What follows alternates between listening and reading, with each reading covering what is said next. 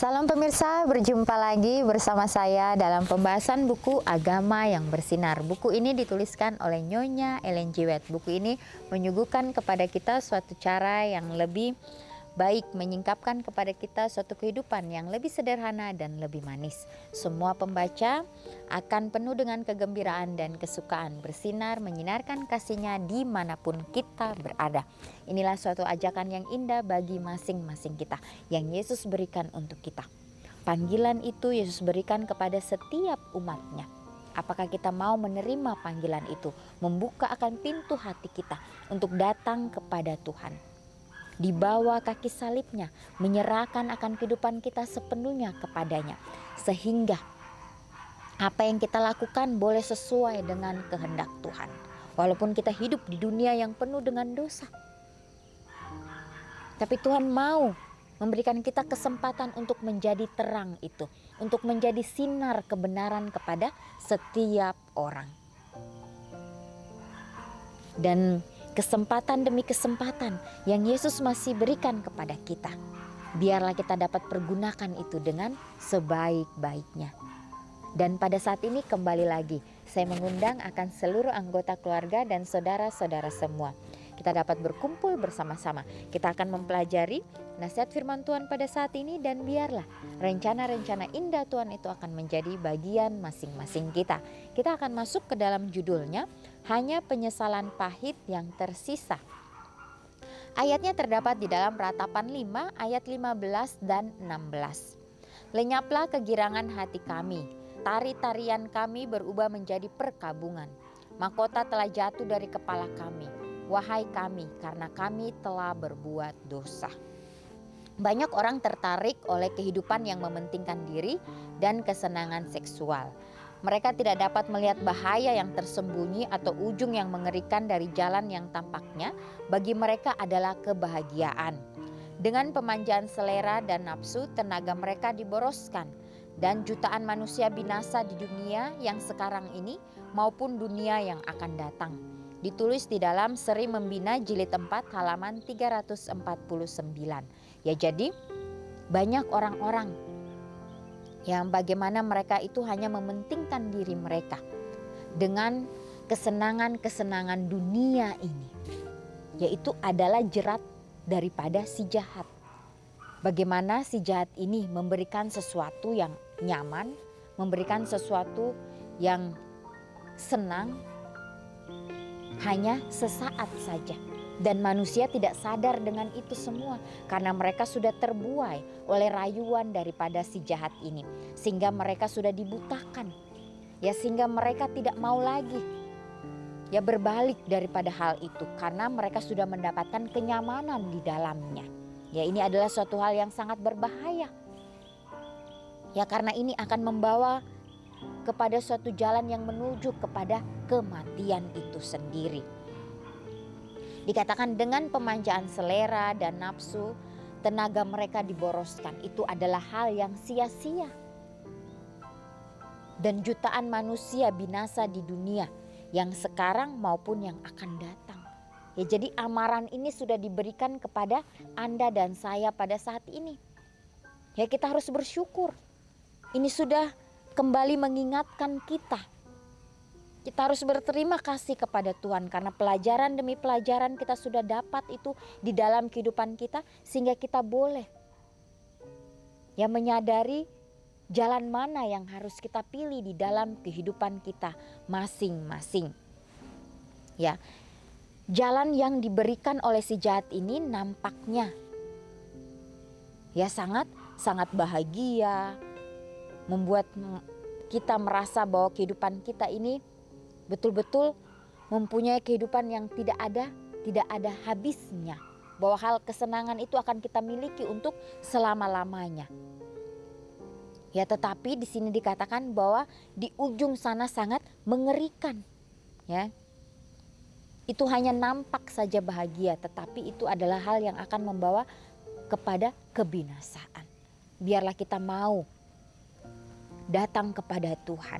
Tuhan akan memberikan kita kebahagiaan yang kekal, kebahagiaan yang selama-lamanya kita akan rasakan.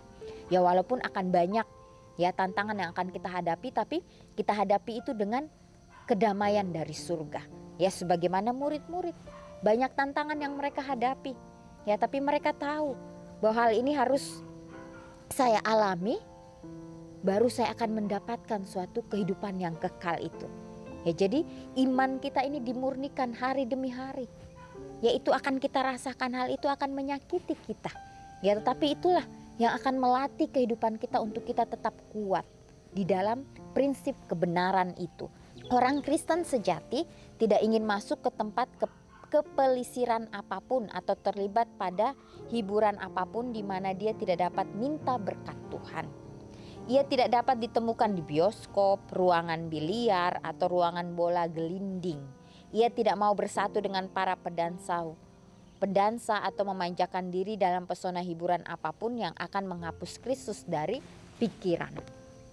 Ya, jadi setiap kegiatan yang kita jalani di dalam kehidupan kita setiap hari, jangan sampai kita melupakan akan Tuhan kita. Jangan sampai kita meninggalkan Dia. Tapi biarlah kita selalu meminta tuntunan dari Tuhan, memikirkan hal-hal surgawi di dalam kehidupan kita. Ya, walaupun mungkin ada hal-hal yang akan membawa kita, ya, kita melupakan akan Tuhan, tetapi kita harus perlu tahu bahwa Tuhan tidak pernah melupakan kita sedetik pun. Ya, Dia selalu ada untuk kita. Ya, walaupun mungkin kita sudah jatuh ke dalam suatu dosa, pada saat kita sadar, biarlah kita mengingat Tuhan kita, pencipta kita. Walaupun kita sudah terpuruk sekalipun, Tuhan masih mau menerima kita apa adanya. Itulah Tuhan kita yang kasihnya kita tidak bisa ukur dengan apapun. Dia pasti akan mau menerima kita. Ya, walaupun kita sudah menyakiti Dia, ya, Tuhan masih mau memberikan kita suatu bimbingan ke arah yang lebih baik. Memberikan kita suatu ketenangan ke situasi yang kita belum pernah rasakan sebelumnya. Nah, inilah bagaimana kehidupan kita. Kita harus mempunyai penyerahan hanya kepada Dia. Ya, kalau kita hanya memanjakan diri kita dengan pesona hiburan apapun itu, ya, lama-kelamaan kita akan melupakan Tuhan kita. Kita akan terlena dengan kenikmatan dunia itu. Bila mana kita tiba pada jam terakhir dan berhadapan muka dengan catatan kehidupan kita, apakah kita akan menyesal karena memasuki begitu sedikit pesta hiburan? Bahwa kita menonton begitu sedikit hiburan yang tak berguna? Apakah kita amat menyesal bahwa banyak waktu berharga terhambur pada pemuasan diri? Begitu banyak peluang diabaikan. Kalau digunakan dengan benar, kita akan beroleh harta yang kekal. Ditulis di dalam Amanat kepada Orang Muda halaman 501. Ya, tentunya kita sebagai manusia yang masih hidup di dunia, kita masih membutuhkan hiburan. Ya, di dalam kehidupan kita, baiklah hiburan itu kita pergunakan itu dengan sebaik mungkin. Ya, dengan menikmati alam yang Tuhan sudah berikan. Dengan berkumpul dan membicarakan bagaimana kasih Tuhan itu di dalam kehidupan kita. Ya, bukan dengan memanjakan hal-hal yang membuat diri kita ini terjerumus ke dalam jerat daripada si jahat. Ya, bagaimana kita pada saat kita membuka pikiran kita, hati kita untuk merasakan akan kasih Tuhan, disitulah kita akan merasakan suatu kegembiraan yang belum pernah kita rasakan sebelumnya. Mungkin kita berada di situasi yang penuh dengan masalah. Dan kita berada di situasi yang kita bingung, kita harus memilih yang mana. Dan kita berada di situasi yang membuat kita bahwa diri kita ini tidak berguna. Jadi hal-hal ini kita harus sampaikan ini hanya kepada Tuhan. Tuhanlah yang mengerti apa yang harus kita lakukan. bagaimana kita dapat mengerti jalan Tuhan? Yaitu kita dengan membawakan setiap doa-doa kita kepada Tuhan. Sehingga Dia akan memberikan kita pengertian. Ya, tanpa kita sadari bahwa kehidupan kita ini akan menjadi suatu berkat bagi orang lain, bukan menjadi kutuk. Ya, karena pada saat Yesus berada di dunia, dimanapun Yesus berada, Yesus akan selalu membawakan damai itu kepada setiap orang. Ya, karena Yesus mempunyai sifat bagaimana Dia selalu mau ingin merasakan apa yang orang lain rasakan di dalam kehidupan mereka.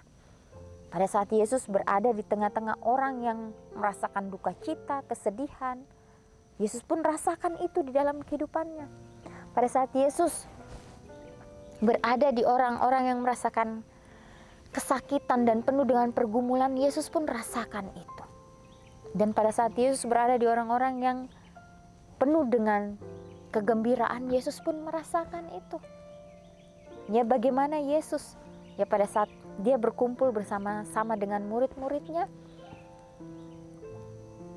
bagaimana Yesus merasakan suatu sukacita yang luar biasa. Tetapi pada saat akhir daripada kehidupan Yesus, sebelum Dia disalibkan, ya ada seorang wanita yang datang. Bagaimana wanita ini membaluri tubuh Yesus dengan minyak. Ya, minyak ini dikatakan sangat mahal. Pada saat minyak itu dibuka dan dioleskan ke tubuh Yesus, ya, wanginya ini memenuhi ruangan itu. Ya, ini lambang bagaimana Yesus akan jalan kepada hal yang sangat sulit di dalam kehidupannya. Tapi pada saat itu ada seorang murid yang mengatakan, "Mengapa engkau menghambur-hamburkan uang dengan membeli minyak ini?" Padahal dia mempunyai motif yang lain dan Yesus tahu itu. Ya, Yesus tahu hati daripada murid ini. Ya, sehingga Yesus mengatakan jangan membuat wanita ini merasa sedih dengan apa yang dia sudah lakukan. Biarlah apa yang dia lakukan ini, biarlah dia lakukan, karena inilah hal yang terakhir yang dia ingin lakukan kepada Yesus. Dia melakukan ini dengan sepenuh hatinya karena dia sangat bahagia mengenal siapa Yesus itu. Ya, tidak seperti murid ini yang hanya mementingkan dirinya sendiri.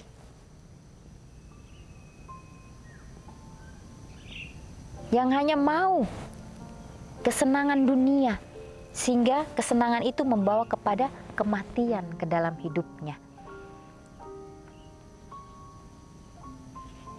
Ya, jadi kita harus betul-betul tahu menempatkan diri kita. Ya, sebagaimana Yesus.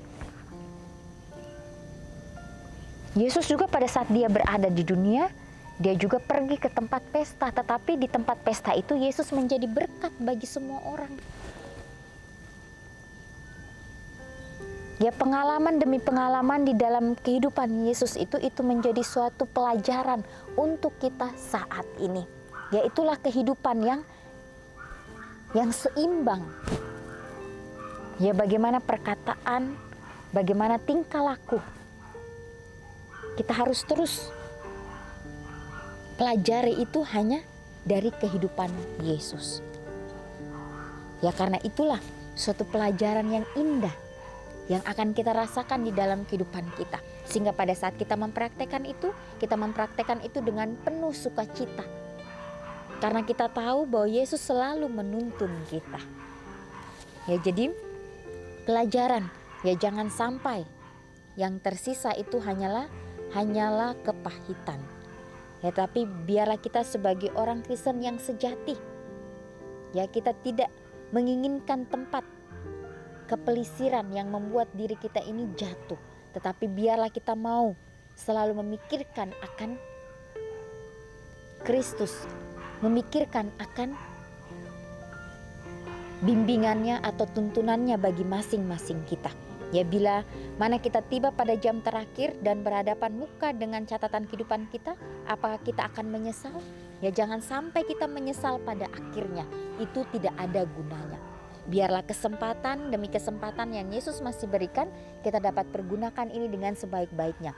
Selalu meminta akan tuntunan Tuhan, selalu mengandalkan Dia di dalam kehidupan kita. Ya pemirsa, inilah yang menjadi renungan bagi kita.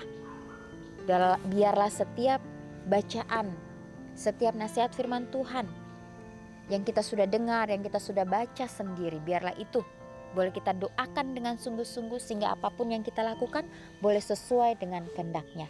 Kita akan berjumpa lagi di kesempatan yang berikutnya dan Tuhan memberkati.